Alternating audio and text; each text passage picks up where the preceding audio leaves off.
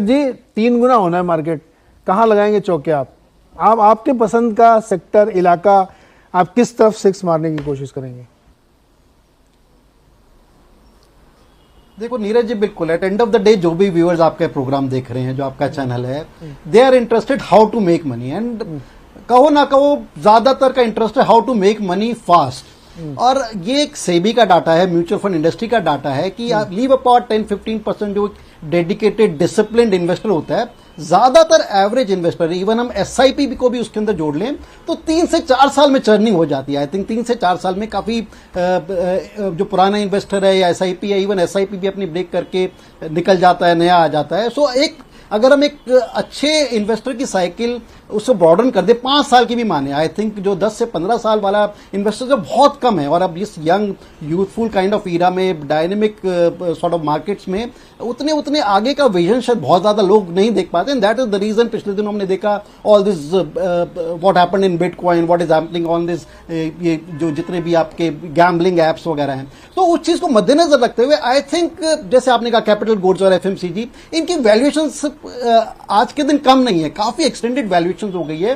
And again coming back to my K shape recovery kind of theory, अगर आप देखेंगे, जैसे अगर आप हाउसिंग में देखें, रियल एस्टेट में देखें, तो जब मास हाउसिंग वाली जो कंपनीज हैं, they have not perform well, और जो लग्जूरियस, एक्स्ट्रा लग्जूरियस स्पेस में जो कंपनीज हैं, they have been doing well. I am talking about in terms of जो स्टॉक के रिटर्न्स आए हैं। इस तरह से अगर आप जैसे आप सेक्टर की बात करें थे, किन सेक्टर से, without naming any stock, pharma में अगर आप देखें तो बहुत स्लगिशनेस रही है post covid, but sort of pseudo to pharma, ancillary to pharma. अगर आप हॉस्पिटल सेक्टर के अगर आप 5-6 दिग्गज काउंटर्स देखेंगे हमारी मार्केट में, they have done exceedingly well in last से 1 ईयर और लास्ट 7-8 मंथ्स।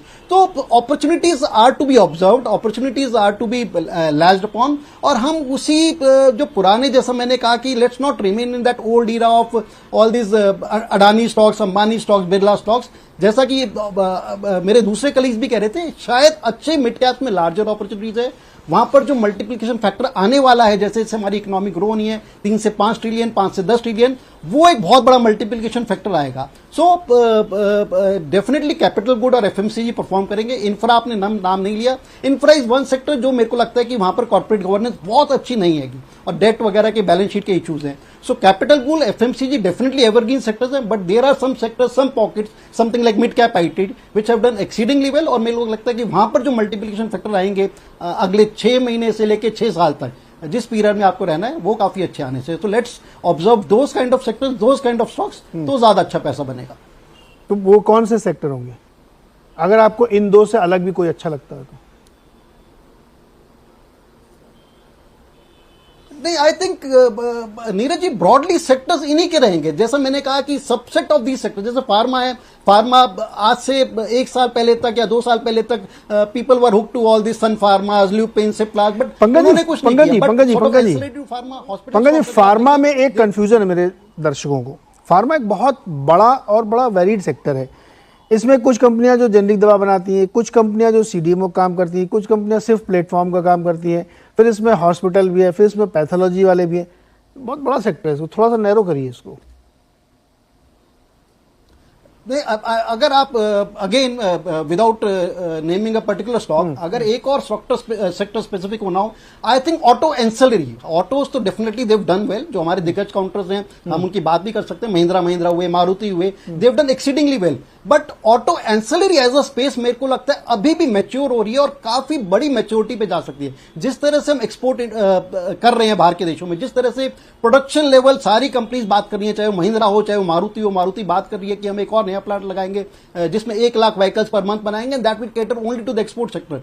तो इसके साथ जो एंसिलरी जुड़ी हुई हैं, बहुत अच्छी वर्ल्ड क्लास एंसिलरी कंपनीज हैं हमारे पास, उनकी प्रोडक्शन लेवल बढ़ रहे हैं, उनके मार्जिन बढ़ रहे हैं, एंड जिस तरह से परफॉर्मेंस बढ़ रही है, I think this could be one sector जिसमें अगर हम अच्छे अपनी बैलेंस, अपनी चॉइस अच्छी रखें स्टॉक्स में, तो this could be one sector which could explode and give you exponential returns in next 2 to 5 years।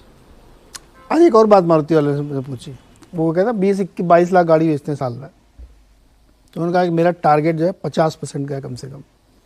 2000 एक नया प्लांट लगा रहे हैं, 2030 तक उन्होंने बताया कि मैं 30 लाख गाड़ी तो मैं अपनी बेचना चाहता हूँ, और 10 लाख OEM वाली हमारी जो है, तो 40 लाख गाड़ियाँ उनको बेचना, मतलब 19 लाख की कम से कम कैपेसिटी चाहिए उनको। तो इसीलिए प्लांट भी लगा रहे हैं, और सोचिए 22 से बढ़ा के सीधे वो 40 तक ले जाना चाहते हैं। क्या गजब का कैपेक्स कर रहे हैं और कितना बड़ा टारगेट लेके चले 7 साल में। तो जो पंकज जी कह रहे हैं ना, ये ऑटो एंसिलरी, अब उनको जो लोग सप्लाई करते होंगे या जिनसे वो सामान लेते होंगे, उसमें भी एक बड़ी गजब की ग्रोथ आने वाली है। तो लब्बो लुआब ये है पूरा इस शो का, कि ये शो मैंने इसलिए किया कि बहुत सारे डेटा पॉइंट्स हमारे सामने ऐसे थे जहाँ पे आपको एक स्ट्रक्चरल ग्रोथ मिल सकती है, और वो चाहे रियल एस्टेट हो, चाहे वो कैपिटल गुड्स हो, चाहे एफएमसीजी हो, सब में वैसी ग्रोथ थी। मैं तो जनवरी से कह रहा था एफएमसीजी बहुत तेजी दिख रही है मेरे को, मैंने हर शो में बात कही थी कि एफएमसीजी मुझे बहुत, उसका रीज़न ये सर मुझे लगता है कि प्राइसिंग पावर उनके पास, महंगाई हो, इन्फ्लेशन हो, सस्ता हो, आपको मिलेगा उतने का ही, ग्राम कम कर देंगे हम, देंगे उतने का ही। आप 80 ग्राम बिस्किट लेके आओगे, जब आप इन्फ्लेशन नीचे हो जाएगा तो उसमें प्लस 20% एक्स्ट्रा कर दूंगा, लेकिन दाम मैं तो नहीं लूँगा आपसे। तो ये जो छोटी छोटी चीज़ें होती हैं ना एफएमसीजी की कंजम्पशन वाली, और प्लस एस्पिरेशन वहाँ पे भी है।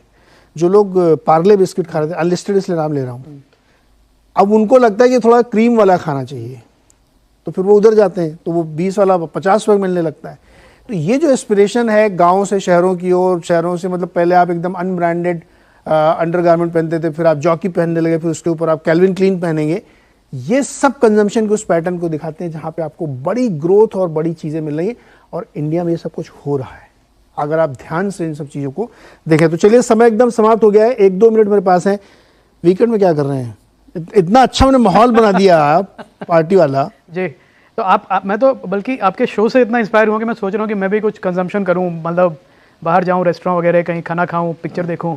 तो मूड तो अब बिल्कुल आपने ही बना दिया है ना मूड आपके शो ने बना दिया। मतलब नहीं तो मैं सोचता कि भर दिया कि मतलब मंडे को ही जाके कुछ कर देंगे, इससे पहले पार्टी कर लेते हैं।